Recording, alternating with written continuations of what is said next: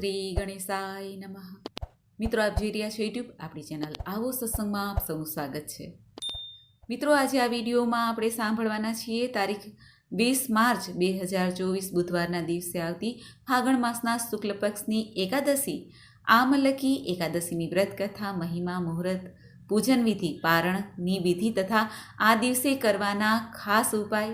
જો આપને આ વિડીયો પસંદ આવે તો લાઈક કરજો, શેર કરજો. આપ આ ચેનલ પહેલી વખત જોઈ રહ્યા છો તો સબસ્ક્રાઈબ કરી લેજો, જેથી આવનારા વિડીયોની માહિતી આપ સુધી તુરંત પહોંચી શકે.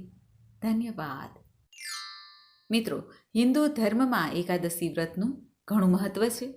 ખાસ કરીને આ ફાગણ માસના શુક્લ પક્ષની એકાદશી મહત્વપૂર્ણ માનવામાં આવે છે, કારણ કે આ એકાદશીમાં આમળાના વૃક્ષની પૂજા, આમળાના ફળનું સેવનનું ખાસ મહત્વ બતાવવામાં આવ્યું છે. એટલા માટે આ એકાદશીને આમલકી એકાદશી કહેવાય છે. આમળાના વૃક્ષને આમલકી કહેવાય છે. ભગવાન વિષ્ણુની સાથે આજે આમળાના વૃક્ષની પૂજા થાય છે. આ એકાદશીમાં આમળાના વૃક્ષની પૂજા કરવાનું મહત્વ એટલા માટે છે કે આ એકાદશીના દિવસે જ આમળાનું વૃક્ષ પરમપિતા બ્રહ્માજીના પ્રાગટ્યની સાથે સાથે પ્રગટ થયું હતું. એટલા માટે પણ પૂજનીય બન્યું અને આ એકાદશીનું નામ પડ્યું આમલકી એકાદશી. ભગવાન વિષ્ણુને આમળાનું વૃક્ષ અત્યંત પ્રિય છે. આપણે બીજા કોઈ વૃક્ષ જેવા કે તુલસીનો છોડ છે કે પીપળાનું વૃક્ષ છે જેની આપણે એકાદશીમાં પૂજા કરીએ છીએ, તે વૃક્ષ ઉપરથી કોઈ એકાદશીનું નામ આવતું નથી આખા વર્ષ દરમિયાન. પરંતુ આમળાના વૃક્ષની પૂજાનું મહત્વ બતાવવામાં આવ્યું છે અને આ એકાદશીનું નામ આમલકી એકાદશી એટલા માટે પણ છે કે આમળાનું વૃક્ષ તે સૃષ્ટિનું જ્યારે સર્જન થવાનું હતું ત્યારે પ્રગટ થયું હતું. જેમ ભગવાન મહાદેવના અશ્રુ બિંદુમાંથી રુદ્રાક્ષનું વૃક્ષ પ્રગટ થયું, જેમ ભગવાન શ્રી નારાયણના ચરણ કમળમાંથી ગંગાજી પ્રગટ થયા અને પૂજનીય બન્યા, એ જ રીતે ભગવાન નારાયણે જ્યારે સૃષ્ટિના સર્જનનો વિચાર કર્યો ત્યારે પરમપિતા બ્રહ્માજીની ઉત્પત્તિ ભગવાન શ્રી હરિની ડૂટીમાંથી કમળ પુષ્પ ખીલ્યું અને તેમાંથી બ્રહ્માજી પ્રગટ થયા અને તેમની સાથે સાથે જ આ આમળાનું વૃક્ષ પ્રગટ થયું. એવી પણ કથા પ્રચલિત છે કે જ્યારે પરમપિતા બ્રહ્માજી સૃષ્ટિના સર્જન માટે, લીલા માટે તૈયાર થયા, પરંતુ તેમને કંઈ સૂઝતું ન હતું. ત્યારે તેઓ શું કરે તેનો ખ્યાલ આવતો ન હતો. ત્યારે આકાશવાણી થઈ કે તમે ભગવાન શ્રી નારાયણની ભક્તિ કરો. ભગવાન શ્રી બ્રહ્માજીએ ભગવાન શ્રી ઋષિકેશ પ્રભુની પૂર્ણ શ્રદ્ધા, ભક્તિથી, વિશ્વાસથી, મનથી ભક્તિ કરી અને ભગવાનની પૂજામાં એટલા તલ્લીન થઈ ગયા, મંત્ર જાપમાં એટલા તલ્લીન થઈ ગયા, સમાધિસ્થ થઈ ગયા કે તેમની આંખોમાંથી અશ્રુ બિંદુ ટપક્યા. જે અશ્રુમાંથી આ આમળાનું વૃક્ષ પ્રગટ થયું. આવી માન્યતા છે, માટે પણ આમળાનું વૃક્ષ તે પૂજનીય છે. ત્યારે ભગવાન શ્રી નારાયણ પ્રગટ થયા અને બ્રહ્માજીને આશીર્વાદ આપ્યા. ત્યારબાદ બ્રહ્માજીએ સૃષ્ટિનું નિર્માણ કર્યું. ત્યારે સર્વે દેવી દેવતા, ઋષિગણ, મનુષ્ય જોવા લાગ્યા કે આ વૃક્ષ શેનું છે, આ શું છે. ત્યારે આકાશવાણી થઈ કે આ વૃક્ષ આમલકી છે, માટે આ આમળાનું વૃક્ષ સ્વાસ્થ્યવર્ધક હોય, પાપનાશક હોય, તેમની પૂજા કરો. ત્યારથી આ આમળાના વૃક્ષની પૂજાનું મહત્વ દર્શાવવામાં આવ્યું છે. આપણા ઋષિમુનિઓ કે જે આયુર્વેદ દ્રષ્ટા હતા, ચ્યવન ઋષિ છે વગેરે, તેઓએ પણ આમળાના વૃક્ષના મહત્વને દર્શાવ્યું છે અને ચ્યવન ઋષિએ તો ચ્યવન પ્રાસ પણ બનાવ્યું છે જેમાં આમળાનો ભાગ રહે છે, જે રક્ત શોધક છે. આયુર્વેદની દ્રષ્ટિએ આમળાનું સેવન કરવાથી શારીરિક કષ્ટ સમાપ્ત થાય છે અને નવી ચેતના ઉત્પન્ન થાય છે. જે લોહીની શુદ્ધિ થવી, કોઈ અંગોમાં કોઈ પણ ખોટખા પણ હોય તે ધીરે ધીરે શાંત થઈ જાય છે, મટી જાય છે. આમળામાં એક પુષ્ટિદાયક તત્વ છે જેનું સેવન કરવાથી સર્વ ઇન્દ્રિયોમાં થયેલ રોગ પણ નાશ પામે છે. આમળાના સેવનથી આંખોમાં તેજ વધે છે, શરીરમાં જોશ અને તંદુરસ્તી રહે છે અને આરોગ્ય પ્રાપ્તિ અર્થે આમળાના સેવનનું આપણા આયુર્વેદિક શાસ્ત્રમાં પણ ઘણો ઉલ્લેખ બતાવવામાં આવ્યો છે. એટલા માટે પણ આમળાનું વૃક્ષ પૂજનીય છે, કારણ કે કોઈ પણ જે આપણને પુષ્ટિ આપે છે તેનું આપણે મૂલ્ય તો કરવું જ પડે, તેનો ગણ ભૂલાય નહીં. માટે પણ આમળાનું વૃક્ષની પૂજાનું મહત્ત્વ દર્શાવતી આ આમલકી એકાદશી છે. આમલકી એકાદશીના દિવસે એક બીજો ઉત્સવ પણ મનાવાય છે.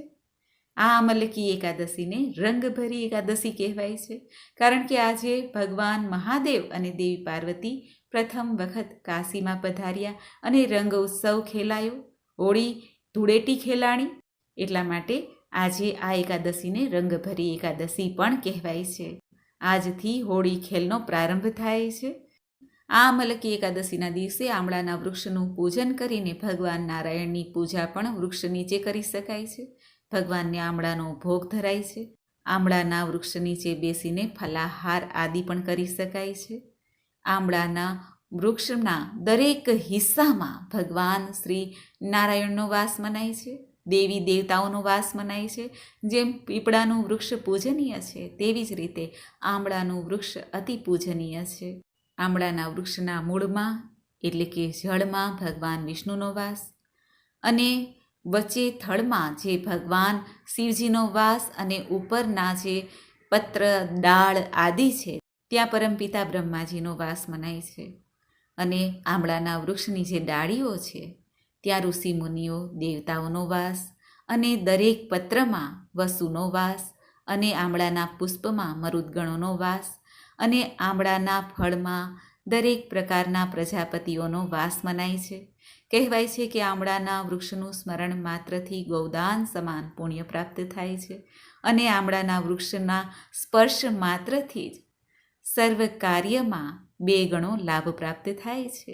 જે પણ આપણે શુભ કાર્ય કરીએ, ભગવાનની ભક્તિ કરીએ કે દાન પુણ્ય કરીએ, આમળાના ફળનું આજના દિવસે જ નહીં પરંતુ નિત્ય સેવન કરીએ તો પણ 3 ગણું પુણ્ય પ્રાપ્ત થાય છે.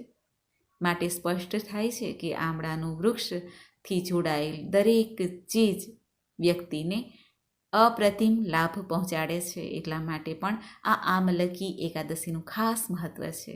આપણા ઋષિ મુનિઓએ પાપ પુણ્ય સ્વર્ગ નર્ક આદિનો વિચાર ધ્યાનમાં લઈને મનુષ્યને સારા માર્ગે ચાલવા માટે, સારા કર્મ કરવા માટે વ્રત જપ તપનો જે સૂચન કરેલું છે તેમાં એકાદશીનું ઘણું મહત્ત્વ છે. એકાદશી જે મહિનામાં 2 વખત આવે છે, સુદ પક્ષ અને વદ પક્ષમાં. વર્ષની 24 એકાદશી થાય છે અને જ્યારે પુરુષોત્તમ માસ આવે છે ત્યારે 2 એકાદશી એ માસની કુલ 26 એકાદશી થાય છે. આ 26 એકાદશીના સ્વામી ભગવાન શ્રી હરિનારાયણ છે. જે ભક્તો આ 26 એકાદશીનું વ્રત ન કરી શકે તે દેવ ઉઠી એકાદશી અને દેવ પોઢી એકાદશીનું વ્રત કરે તો પણ સર્વે એકાદશીનું પુણ્ય પ્રાપ્ત થાય છે. એકાદશીનું વ્રત એવું છે કે જેમાં ભગવાન નારાયણની સમીપ જવાનો મોકો મળે છે. એકાદશી મૈયા કે જે ભગવાન શ્રી હરિના તેજમાંથી ઉત્પન્ન થયા છે, માટે આ તિથિ ઘણી પુણ્ય આપનારી છે, પાપોને નષ્ટ કરનારી છે, 1000 અશ્વમેઘ યજ્ઞનું પુણ્ય પ્રાપ્ત કરાવનારી છે, અનેક ગાયોના દાનનું પુણ્ય પ્રાપ્ત કરાવનારી છે. જે આપણે ધનથી સેવા નથી કરી શકતા તે આપણે પ્રભુ ભક્તિથી, મનથી, હૃદયથી પ્રભુની સેવા દ્વારા એ મનોવાંછિત ફળને પ્રાપ્ત કરી શકીએ છીએ. એવી શુભ ને મંગલકારી આ એકાદશી છે. આવો આપણે જાણીએ કે એકાદશીની તિથિ ક્યારે આરંભ થાય છે અને પારણ ક્યારે કરવું. આમલકી એકાદશી તિથિ પ્રારંભ થાય છે 19 માર્ચ 2024 રાત્રિના 12:22. જે આ તિથિ પૂર્ણ થાય છે 20 અને 21 માર્ચની મોડી રાત્રિએ 2:23. ઉદયાતિથિ અનુસાર હંમેશા એકાદશીનું વ્રત રખાય છે, કારણ કે આ ભગવાન નારાયણનું વ્રત છે. સૂર્યોદયની તિથિ પ્રમાણે જ વ્રતનો લાભ પ્રાપ્ત કરી શકાય છે. એટલા માટે આ વ્રત તારીખ 20 માર્ચ 2024ના દિવસે રાખવાનું રહેશે, કારણ કે રાત્રિને જ તિથિ પ્રારંભ થાય છે અને રાત્રિએ જ તિથિ પૂર્ણ થાય છે. માટે આખો દિવસ પૂર્ણ એકાદશી તારીખ 20 માર્ચે રહેશે. હવે આપણે જાણી લઈએ એકાદશીના પારણા ક્યારે કરવાના છે. આ એકાદશીના પારણા તારીખ 21 માર્ચ 2024 સવારે 9 વાગ્યાની આસપાસ કરી લેવાના રહેશે. આ એકાદશીના દિવસે પુષ્ય નક્ષત્ર છે, જે ઉત્તમ ફળ આપનાર છે. શનિદેવનું નક્ષત્ર છે. આ નક્ષત્રમાં જે કંઈ શુભ કાર્ય કરીએ તેનું ફળ અનેક ગણું પ્રાપ્ત થાય છે. એટલા માટે પણ આ એકાદશી ખાસ બની જાય છે. હવે આપણે જાણી લઈએ આ એકાદશીના દિવસે પૂજન વિધિ કેવી રીતે કરવી.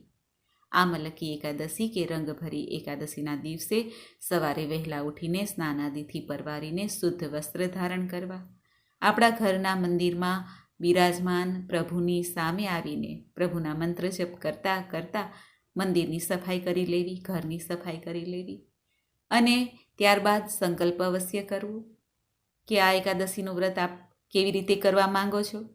એકાદશીનું વ્રત 3 પ્રકારે થાય છે. એક તો નરણા કોઠે, જેમાં જલ પણ ગ્રહણ કરાતું નથી. બીજું છે ફલાહાર લઈને, જેમાં ચા, દૂધ, કોફી, ફલ, ફલાદી, સૂકો મેવો આદિ લઈ શકાય છે. ત્રીજું છે એક ટાઈમ ભોજન, જેમનું શરીર સાથ નથી આપતું, જેઓ વ્રત કરી શકતા નથી, વૃદ્ધ અથવા નાના બાળકો હોય અથવા જેમને કામ ઘણું રહે છે, જે કામ કરવાથી ભૂખ લાગતી હોય એવા લોકો પણ આ વ્રતમાં એક ટાઈમ ભોજન સાંજના સમયે કરે, જેમાં સાત્વિક ભોજન લેવાનું છે, લસણ ડુંગળીનો ત્યાગ કરવાનો છે, રાંધેલા ભાતનો ત્યાગ કરવાનો છે. પરંતુ બારસના દિવસે જ્યારે પારણા કરીએ ત્યારે રાંધેલો ભાત અવશ્ય ખાવો જોઈએ. આ એકાદશીમાં ખાસ કરીને ભગવાન શ્રી નારાયણનું પૂજન થાય છે. એટલે આપણા ઘરના મંદિરમાં જે ભગવાન શ્રી નારાયણનું સ્વરૂપ હોય તેની પૂજા કરવી જોઈએ. ધૂપ, દીપ, નૈવેદ્ય, ગંગાજલ, ચોખા, કાચું દૂધ, મધ, શ્રીફળ આદિથી ભગવાન શ્રી હરિનો અભિષેક કરાય છે. અને આજે ખાસ શિવ મંદિરમાં જઈને અથવા ઘરમાં પણ આપણે નાનકડું શિવલિંગ હોય તેની પણ પૂજા થાય છે. ભગવાન શિવ અને દેવી પાર્વતીની પણ ભગવાન લક્ષ્મીપતિની સાથે પૂજન થાય છે. કારણ કે આ એકાદશી બંને દેવોને સમર્પિત છે. ભગવાન શ્રી નારાયણને અને ભગવાન શ્રી મહાદેવનો પણ ઉત્સવ મનાવાય છે. ભગવાન શિવજીના શિવલિંગ ઉપર આજે બિલ્વપત્ર, ભાંગ, ધતુરો, કાચું દૂધ, દહીં તથા ઘી અને શેરડીના રસથી અભિષેક થાય છે. દક્ષિણા સમર્પિત કરાય છે. ધૂપ, દીપ, નૈવેદ્યથી બંને દેવતાની પૂજા થાય છે. પરંતુ આજના દિવસે ખાસ કરીને આ આમલકી એકાદશીના દિવસે ભગવાન શ્રી પરશુરામની પૂજા થાય છે. ભગવાન શ્રી નારાયણની સામે આપણે હાથ જોડીને સંકલ્પ કરવાનો હોય છે કે આ એકાદશીનું વ્રત કેવી રીતે કરવું છે. આજના દિવસે ભગવાનને તલ, કુશ આદિથી પૂજન થાય છે. માખણ મિશ્રીનો ભોગ લાગે છે. ભગવાનને આમળાનો ભોગ સમર્પિત કરાય છે. તુલસી દલ સાથે તુલસીજીની પૂજા થાય છે. પીપળાના વૃક્ષની પૂજા થાય છે. ગાય માતાની સેવા કરાય છે. આ ઉપરાંત ખાસ થાય છે આમળાની પૂજા, આમળાના વૃક્ષની પૂજા. ભગવાનની સામે એકાદશીના વ્રતનો સંકલ્પ આ રીતે થાય છે કે હે પ્રભુ, હું સફળતાપૂર્વક આપની એકાદશીનો વ્રત કરી શકું એ માટે મને શક્તિ પ્રદાન કરજો. હે પ્રભુ, હે હરિ, મને આપની શરણમાં રાખજો. આમ બોલીને ભગવાનની પૂજાનો આરંભ થાય છે. ભગવાનની પૂજા સંપન્ન થઈ જાય પછી આમળાના વૃક્ષની પૂજા કરાય છે. સૌથી પહેલાં આમળાના વૃક્ષ પાસે જઈને ભૂમિની સફાઈ કરાય છે. ગાયના ગોબરથી લેપન કરીને પવિત્ર કરાય છે. ત્યારબાદ આ વૃક્ષની જડમાં એક કળશની સ્થાપના કરાય છે. કળશમાં સર્વે દેવતાઓ, તીર્થો, સાગરોને આમંત્રિત કરાય છે. કળશમાં સોપારી, પૈસો, સુગંધી, દુર્વા, ઘાસ, કુમકુમ આદિ પધરાવીને 5 પાલવ રખાય છે, 5 પલ્લવ રખાય છે. ત્યારબાદ તેની ઉપર એક પાત્રમાં અનાજ રાખીને તેની ઉપર ભગવાન શ્રી નારાયણના 6ઠ્ઠા અવતાર પરશુરામના સ્વર્ણની મૂર્તિ, માટીની મૂર્તિ કે પછી ધાતુની મૂર્તિ સ્થાપિત કરાય છે. ભગવાનની સામે ધૂપ, દીપ, નૈવેદ્ય આદિથી પૂજન થાય છે. વિધિવત રૂપથી પરશુરામ ભગવાનની પૂજા કરીને રાત્રિના સમયે જાગરણ કરાય છે, ભજન કરાય છે, પ્રભુ સ્મરણ કરાય છે. ત્યારબાદ બીજા દિવસે દ્વાદશી આવે છે. ત્યારે સવારે વહેલા ઉઠીને બ્રાહ્મણોને ભોજન કરાવવાનો સંકલ્પ કરાય છે અથવા સીધું સામગ્રી દાન કરાય દક્ષિણા સહિત. ત્યારે જે આપણે આ કળશની સ્થાપના કરી છે, જે આપણે પરશુરામ ભગવાનની મૂર્તિ રાખી છે, તે મૂર્તિ સહિત કળશને બ્રાહ્મણને દાન દેવાનું હોય છે, ભેટ આપવાનું હોય છે. ત્યારબાદ આ પારણા સંપન્ન થાય છે, જલ ગ્રહણ કરી શકાય છે. પરંતુ કહેવાય છે કે જો આમળાનું વૃક્ષ ન હોય તો ખેજડીના વૃક્ષની પણ પૂજા આજના દિવસે કરી શકાય છે. અને તે પણ ન હોય તો ઘેરે આપણે એક બાજોટ ઢાળીને આ કળશની સ્થાપના કરી શકાય છે પ્રભુનું સ્મરણ કરીને. આ રીતે આ આમલકી એકાદશીનું વ્રત સંપન્ન થાય છે. મિત્રો, આમલકી એકાદશીના દિવસે જો વ્રત થાય કે ન થાય, પરંતુ કથા સાંભળવાનો પણ મહિમા છે. હવે આપણે સાંભળીએ આ આમલકી એકાદશીની વ્રત કથા. બોલો ભગવાન શ્રી લક્ષ્મીપતિની જય. માંધાતા રાજા ઋષિ વશિષ્ઠજીને કહે છે, હે પ્રભુ, હે બ્રહ્મન, જો તમે મારા પર પ્રસન્ન હો તો એવા વ્રતની કથા કહો જેનાથી મારું કલ્યાણ થાય, મારા પાપનો નાશ થાય. આ સાંભળીને મહર્ષિ વશિષ્ઠજી કહે છે, હે રાજન, બધા વ્રતોમાં ઉત્તમ અને અંતમાં મોક્ષ આપનાર આમલકી એકાદશીના વ્રતની કથા હું તમને સંભળાવું છું, તે આપ ધ્યાનપૂર્વક સાંભળો. આ વ્રત ફાગણ માસના શુક્લ પક્ષમાં આવે છે. આ વ્રતના ફળથી સમસ્ત પાપ નષ્ટ થાય છે. આ વ્રતનું પુણ્ય 1000 ગોદાનના ફળ બરાબર છે. આ અંગે હું તમને એક પૌરાણિક કથા કહું છું, તે તમે સાંભળો. વૈદિક નામનું એક નગર હતું. એ નગરમાં બ્રાહ્મણ, વૈશ્ય, ક્ષત્રિય, શૂદ્ર ચારેય વર્ણના આનંદપૂર્વક રહેતા હતા. એ નગરમાં ચૈત્રરથ નામના ચંદ્રવંશી રાજા રાજ્ય કરતા હતા. એ રાજ્યમાં કોઈ પણ દરિદ્ર તથા કંજૂસ ન હતા. બધા વિષ્ણુ ભક્ત હતા, વૈષ્ણવ હતા. ત્યાંના બધા નિવાસી વૃદ્ધથી બાળક સુધીના દરેક એકાદશીનું વ્રત અવશ્ય કરતા હતા. એક સમયે ફાગણ માસના શુક્લ પક્ષની આમલા નામની એકાદશી આવી. એ દિવસે રાજાથી લઈને પ્રજા સુધી, વૃદ્ધથી લઈને બાળક સુધી બધાએ હર્ષ સહિત આ એકાદશીનું વ્રત કર્યું. રાજા પોતાની પ્રજા સાથે મંદિરમાં આવીને કુંભ સ્થાપન કરીને ધૂપ, નૈવેદ્ય, દીપ, પંચરત્ન, છત્ર આદિથી ધાત્રીનું પૂજન કરવા લાગ્યા. હે ધાત્રી, તમે બ્રહ્મ સ્વરૂપ છો, તમે બ્રહ્માજી દ્વારા ઉત્પન્ન છો, સમસ્ત પાપોને નષ્ટ કરનાર છો, તમને નમસ્કાર છે.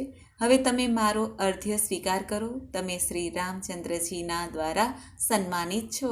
હું તમને પ્રાર્થના કરું છું કે મારા સમસ્ત પાપોનું હરણ થાય. એ દેવાલયમાં રાત્રિએ બધાએ જાગરણ કર્યું. રાત્રિના એ સમયે એક શિકારી ત્યાં આવ્યો. તે મહાપાપી તથા દુરાચારી હતો. પોતાના કુટુંબનું ભરણ પોષણ તે જીવ હિંસાથી કરતો હતો. તે ભૂખ તરસથી અત્યંત વ્યાકુળ હતો. થોડું ભોજન મેળવવાની ઈચ્છાથી તે મંદિરના એક ખૂણામાં બેસી ગયો. તે જગ્યાએ બેસીને તે વિષ્ણુ ભગવાનની કથા તથા એકાદશી મહાત્મય સાંભળવા લાગ્યો. આ રીતે શિકારીએ આખી રાત અન્ય લોકોની સાથે જાગરણ કરીને વિતાવી. પ્રાતઃકાળ થતાં બધા પોતપોતાના ઘરે ગયા. થોડા સમય વીતતા તે શિકારીનું મૃત્યુ થયું. તેના આમલકી એકાદશીના વ્રત અને જાગરણના પ્રભાવથી એક રાજાને ત્યાં જન્મ થયો. તેનું નામ બસુરથ રાખવામાં આવ્યું. તે મોટો થયો ત્યારે તે ચતુરંગીણી સેના સહિત ધન ધાન્યથી યુક્ત થઈને 1,000 ગ્રામોનું પાલન કરવા લાગ્યો. તે તેજમાં સૂર્ય સમાન, કાંતિમાં ચંદ્ર સમાન, વીણામાં વિષ્ણુ ભગવાનની સમાન અને ક્ષમામાં પૃથ્વી સમાન હતો. તે અત્યંત ધાર્મિક, સત્યવાદી, કર્મવીર અને વિષ્ણુ ભક્ત હતો. તે પ્રજાનું સમાન ભાવથી પાલન કરતો. તે સદૈવ યજ્ઞ કરતો. દાન આપવું તેનું નિત્ય કર્તવ્ય હતું. એક દિવસ રાજા શિકાર કરવા વનમાં ગયા. તે વનમાં રસ્તો ભૂલી ગયા અને દિશા જ્ઞાન ન હોવાને કારણે વનમાં વૃક્ષ નીચે સૂઈ ગયા. એ સમયે ડાકુ ત્યાં આવ્યા અને રાજાને એકલા જોઈને મારો મારો કહીને તૂટી પડ્યા. તે ડાકુઓ કહેવા લાગ્યા કે આ દુષ્ટ રાજાએ અમારા માતા, પિતા, પુત્ર, પૌત્ર આદિ સંબંધીઓને માર્યા છે તથા દેશ નિકાલ કર્યો છે. તેથી આને હવે અવશ્ય મારવો જોઈએ. આવું કહીને તે ડાકુ રાજાને મારવા લાગ્યા. અસ્ત્ર શસ્ત્રનો પ્રહાર કરવા લાગ્યા. તે અસ્ત્ર શસ્ત્ર રાજાના શરીર પર પડતા જ નષ્ટ થઈ જતા. ડાકુઓના અસ્ત્ર શસ્ત્ર દ્વારા જે પ્રહાર થતા હતા રાજા ઉપર, તેનાથી રાજા મૂર્છિત થઈ ગયા. એ સમયે રાજાના શરીરમાંથી એક દિવ્ય દેવી પ્રગટ થયા. તે દેવી અત્યંત સુંદર વસ્ત્રો તથા આભૂષણોથી અલંકૃત હતા. તેમની ભ્રમરો ત્રાસી હતી.